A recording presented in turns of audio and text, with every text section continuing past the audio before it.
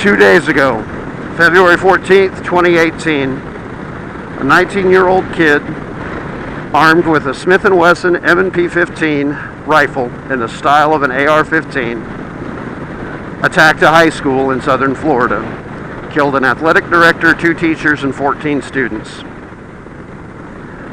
And then he went and he got a drink at a Subway, and then he went to a McDonald's.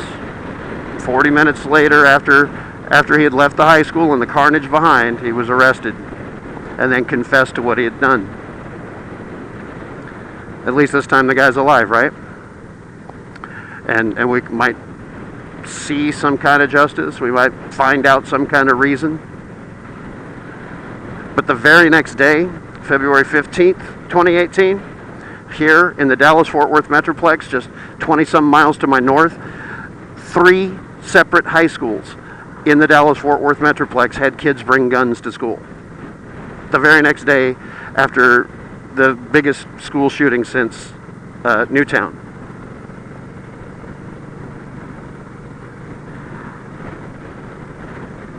If you can't see that this is a problem, you're not paying attention. I like to think that I'm a smart guy, but I'm not smart enough to solve this problem. I at least know that. I don't have a solution. Is it a gun problem? Is it a mental health problem? Is it a problem with parenting? Is it a problem with our society? Is it a problem with our culture of our entertainment, of a product of the culture of our news? Is it all of the above? Maybe. But one thing that is common with all of these is that the response is predictable. Democrats come out, they say something, they say we need to change something. Republicans say the Democrats are politicizing this tragedy, allow the victims time to grieve. Isn't politicizing it, from the terms of making public policy, their job as lawmakers?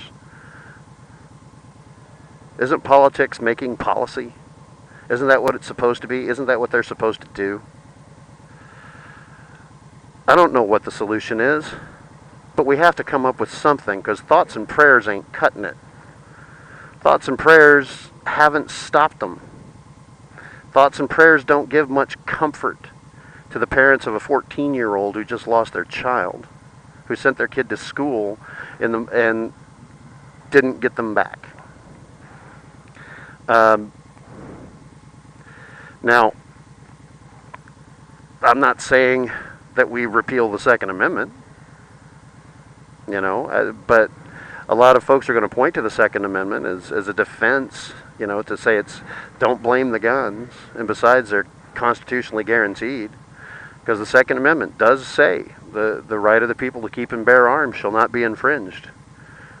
But what the NRA doesn't tell you is that very same Second Amendment that ends with that clause starts with the words, a well-regulated militia. The words well-regulated are the second and third words of the Second Amendment. There is not one single person in a position to actually do it that wants to even try to confiscate all of the guns in the country and make any gun ownership illegal. No one with the power to actually do it or in a position to do it is suggesting that, or has suggested that in my lifetime. But the NRA wants to say that the threat is there. The weapons that are used in attacks like this usually get a huge bump in sales after they happen, because there's paranoia that model of weapon is going to be banned or taken off the market. There was a run on ammunition after Newtown. To buy ammunition, people were hoarding it because they thought, oh, well, they're coming for my guns, I better prepare myself. And no one ever suggested confiscating guns from people who had bought them legally. No one. So I'm not advocating that. I have a gun. I have a couple. Used to have more. Budget made it so I had to sell a few of them, but I like going down to the target range. I do. But at the same time, I can't see why someone would want to would have a need to own a semi-automatic rifle like the Smith & Wesson M&P 15 that this kid used in the attack, other than to just have one. And gun proponents can come right back at me and say, well, I can't see why anybody would need a motorcycle either. Well, you got me there. But you know what I have to do to operate this motorcycle legally, or what I had to do to be able to operate this motorcycle legally, and what I continue to have to do? I had to take a 2.5-day class that included 5 hours of classroom instruction and 12 hours, 2 days, 6 hours each, because I took it in the summer, of practical instruction with practice on a smaller motorcycle. To get a permit in the state of Texas, to be able to openly carry a handgun, because it used to be concealed handgun, now it's licensed to carry for open carry purposes in the state of Texas. To get that license to carry, the class is 4 hours. That's it. And you don't have to have that license to own a gun. I don't have to have a motorcycle license to own a motorcycle either, but if I'm going to drive it on a road or have it anywhere in public, I have to have that license. Right? And you know what I have to do with my license? I have to renew it every 6 years based on my driving record. And you know what else I have to do all the time, though? All the time. Because, license to carry has to be renewed, too. But here's something about my motorcycle that doesn't carry over to gun ownership. I have to carry liability insurance on this motorcycle. If I get into a wreck that's my fault, I have to carry insurance that covers injury and damage to the person that I run into. I don't have to carry liability insurance on the gun, though. I have to register this vehicle every year to be able to legally drive it on the road. I have to renew that registration every year. And to be able to pay to renew that registration, I have to go in and have a safety inspection done on my motorcycle once a year. My inspection's coming up, so I've got to get that done. Now, it doesn't cost that much to do a safety inspection on a motorcycle, but it has to pass. All the lights have to work, the brakes have to be in good condition, the tires have to have enough tread left on them, the horn has to work, signals have to work. Everything that's on it has to be working properly to pass the safety inspection. If I don't pass the safety inspection, I can't get it registered, and I can't operate it legally on the road, even if my license is good. But we don't ask for safety inspections on firearms annually.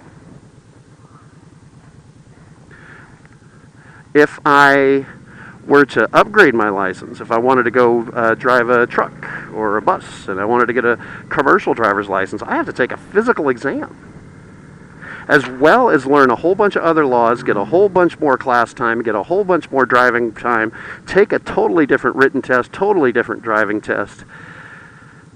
And to renew my license, I got to renew the physical as well. Now, the Constitution does not guarantee us the right to ride a motorcycle or drive a car or drive a bus. Because, motorcycles and cars and buses didn't exist in the late 18th century. So that's one reason why they're not there. And I don't know what the Founding Fathers thought, because the Second Amendment's really the only amendment that guarantees us the right to buy something and own something specific. But it also says well-regulated. Why can't we have the regulations? Any talk of regulations is politicizing the tragedy. And it's always politicizing a tragedy, because before a grief period can end, there's another mass shooting that causes this. Maybe not at a school, maybe it's at a country and western concert, maybe it's at a church, maybe it's at a nightclub, maybe it's at a movie theater, maybe it's at a Christmas party. But we've got to do something. It's a mental health problem. Fine, let's fund mental health. Let's do that. Let's fund mental health care. Make it more affordable and increase the availability of mental health care to people. So that if someone does have a mental health problem that might, make it a bad idea for them to have a gun, then at least we can diagnose it and treat it, instead of repealing or making it easier for people with a mental health problem to own a gun. like our current Congress did last year.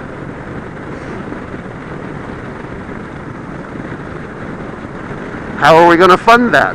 I got an idea on how to fund that, actually. Second Amendment doesn't say anything about the right to keep ammunition. Tax ammunition. Without the ammunition, that gun's a nice paperweight. Put a tax on the ammunition and use the tax on ammunition to fund mental health care.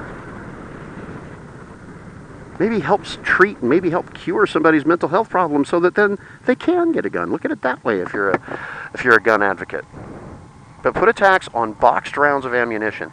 And, even at well, fine. Then a lot of people will go start, loading their own ammunition. Put a tax on primers. That's a little thing. If you don't know what a primer is, it's the thing at the end of a shell casing that once the firing pin or the striker hits it, it ignites the gunpowder and ejects the projectile from the round. Modern firearms need primers or the ammunition doesn't work. Put a tax on the primers. Whether they're boxed ammunition or primers for reloads. Doesn't have to be a big one.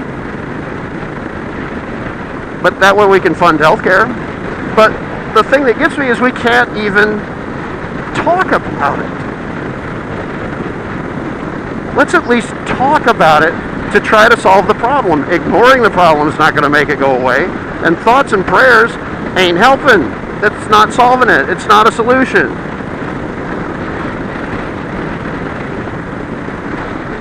This might have turned into a rant. Might have gone on a little longer than I had hoped. But we have to do something. This is just out of hand. Bring ideas. Take ideas to your elected representatives. They're the ones who have the ability to do something. But we have to do something. And we have to debate something without trying to use scare tactics on either side. And it doesn't matter if we piss people off. We need to do something. The situation's just not tenable. Alright, I'm done. Give me a like, give me a comment, subscribe to my channel. Got more episodes from the last few weeks. I plan on doing a new vlog every Friday.